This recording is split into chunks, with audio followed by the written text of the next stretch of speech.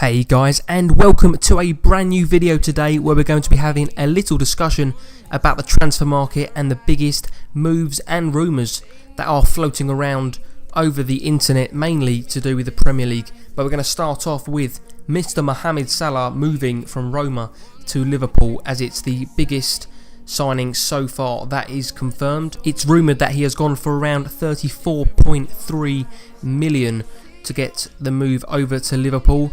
Obviously, he was at Chelsea previously a couple of seasons ago, really didn't set the world alight, but then obviously went over to Italy and just banged in goal after goal and walked around people like they weren't there. So Liverpool have taken a shine to him and they're going to give him a good go.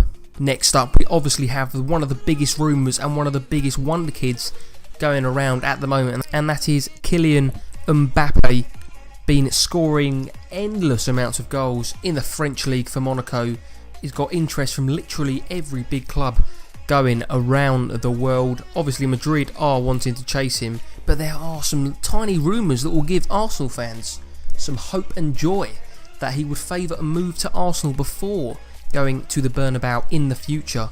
So that is something that could really spice up Arsenal's next season, but obviously Madrid are going to be fighting for that and will be firing in a few big offers. There's some stupid figures like 120 million, probably not from Arsenal, probably from Madrid, but that is going to be an ongoing saga. I wouldn't be surprised if somehow he stays at Monaco because of all the confusion and stuff. But the main thing is, if Real Madrid do manage to swoop Mbappe, Gareth Bale is linked already with Manchester United, and they have got a lot of business to look forward to this transfer window by the sounds of things. Firstly, with Mr. Bale, but then they also strong talks of Alvaro Morata coming over from Madrid to give Manchester United another attacking threat, that now that Ibrahimovic may be, and he's probably definitely not going to be with the club come the beginning of next season. Again, the rumours are there for Ivan Perisic.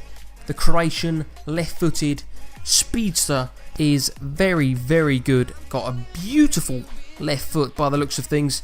Got some power behind that. I remember watching him in the World Cup a couple of years ago and he destroyed every team who came up against him. So it's definitely going to be a good buy if they can get him under the cards. And again, another one that Madrid are looking to let go is James Rodriguez, who is a bench warmer, unfortunately for him.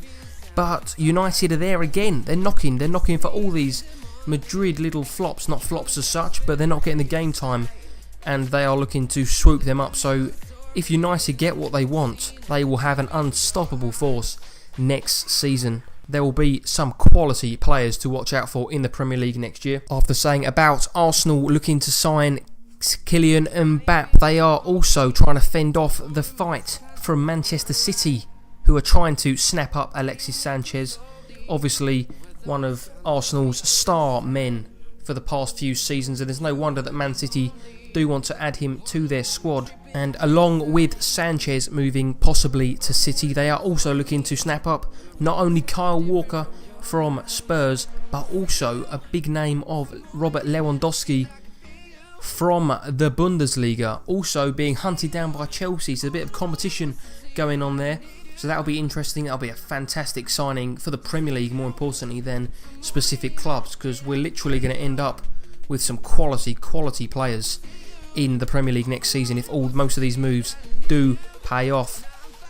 Other news is that Chelsea are very, very, very close to signing Bakayoko, what a fancy name that is, from Monaco as well, for a fee of around 35 million. That is very, very close to going ahead, and that is mainly because Nemanja Matic is also, as I forgot to point out with the United spending spree, very close to signing for them as well. Apparently they have already agreed personal terms, and it is now down to the club and the staff. But basically United are just literally emptying their pockets for every single player on the market to get them back up to that top spot where they probably will be at some point because of the resources they do have. Moving back on quickly to Chelsea, we have heard that Diego Costa is not part of Chelsea's plans for the coming future, which might be why Lewandowski is linked. But if Costa is to leave, he does favour a returning move back to Atletico Madrid, which would greatly improve their squad alongside Antoine Griezmann. So they'll be a strong force again, probably dominating the Champions Leagues with their fellow neighbours Real Madrid. But yes, those are just some of the many rumours and already signed off transfers that are happening linked with the Premier League at the moment, and I'm sure we're early days in, and the transfer window obviously goes until the end of August, so we've got a lot of time left to go. But what I'm going to do now is just quickly show you some of the potential lineups for the top clubs in the Premier League for next season. Right guys, so the first team we are going to look at is, of course, the mighty Chelsea. So straight away we can see Courtois still solid, got his goalkeeping position all to himself there. We've got Azpilicueta and Cahill, still strong players and will definitely be here for most of next season. Van Dijk, I did forget to mention, but there are strong links with the Southampton centre-back to come in and fill in that nice position there, which Zuma could possibly also play there. But I don't think Antonio Conte has a lot of faith in him at the moment, mainly because he's been out with injury. In other news, we do have Willian, who could be playing either on this right wing back position or right winger position, so either in Pedro or Moses. There'll be some competition for that place on that right hand side. Alonso has done a very good job in that left wing back position, considering he's only his first year at Chelsea and he's come from Sunderland, so he's done a very, very good job there, so I wouldn't have any doubt at him not keeping that position. But yes, we have Bakayoko there, solid in the central midfield there.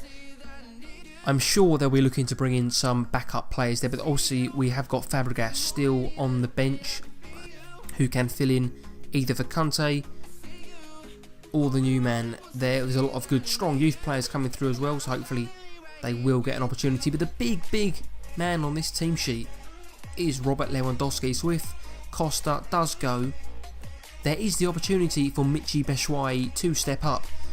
But I don't think he's obviously been very happy with his last season, so he'll be pushing for that.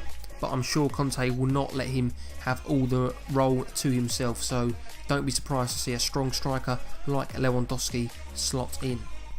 So next we have Manchester City. Now they have an amazing depth in their squad. As you can see, there's players there who you might not expect to be in the team, or you would not recognise to be in the first team for Man City there. So the new goalkeeper, after they're having a few shocking signings, unfortunately like Claudio Bravo, is Ederson from Benfica. He's had a good season, as you can see there, 84 rated, not bad at all. Hopefully he will give them a bit more shot stopping. Kyle Walker there, the right back, they're looking to track him down from Tottenham, but they're waiting for Tottenham to come back to them, because I'm sure they'll be wanting to keep hold of him. Otamendi, Company and Clichy, the remaining Man City survivors there. Into midfield we've got Ike Gundogan and Toure being the central defensive midfielders. Obviously Man City have also got players like Fernandinho, and they've got Fabian Delph. They've got a lot of players who could come in there, but that's just a choice of what I feel will be one of their stronger teams. Kevin De Bruyne had a fantastic season, showing why he's worth so much and the quality he does have, and he's keeping that starting place ahead of players like David Silva, and well, there's so many good players who have now come into this team, but David Silva previously has been amazing when he's been in form, so De Bruyne has held that position and held it over the last year.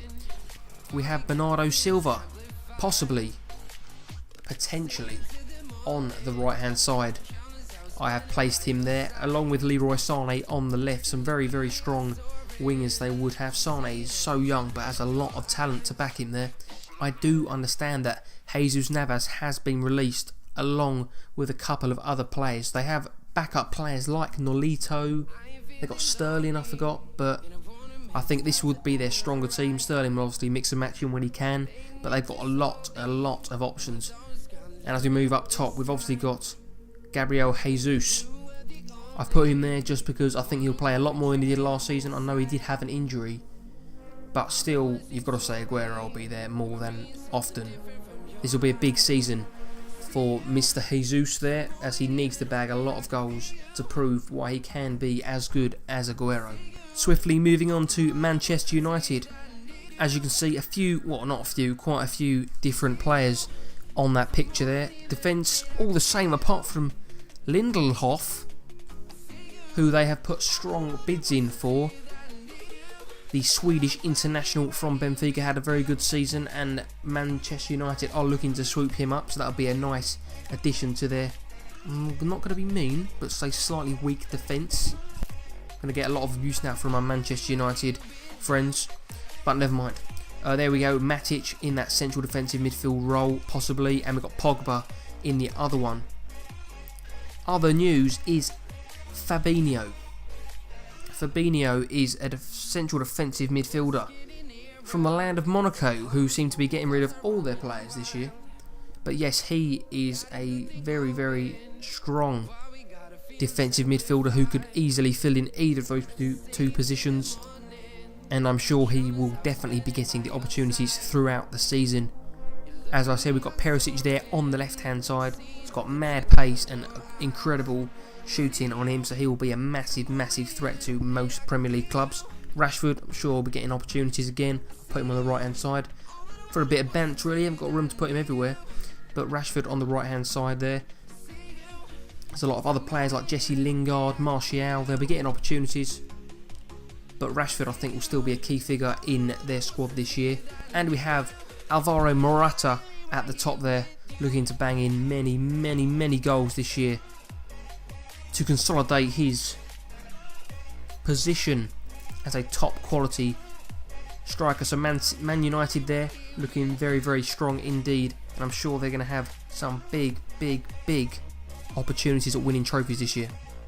Right, and finally on to Arsenal, and before I say anything, it is basically the same, other than we have Mr. Mbappe up top, which is a very strong possibility, not confirmed by any means. I wouldn't be surprised if he just says stuff you Arsenal and just goes straight to Madrid. But there's the opportunity there, the hope for the Arsenal fans that he could be in there. Theo Walcott will be getting more game time, definitely, especially as Alexis Sanchez is very likely moving to Man City in the search of more trophies. I'm sure Arsenal will be looking to bring in a lot more players to add some strength and depth to their squad. So guys, that was a very different video today, just keeping you up to date on the transfer news that is going on around the world. So be sure to let me know if you want to see more of these videos, you want to see some more Premier League clubs, potential lineups for next season.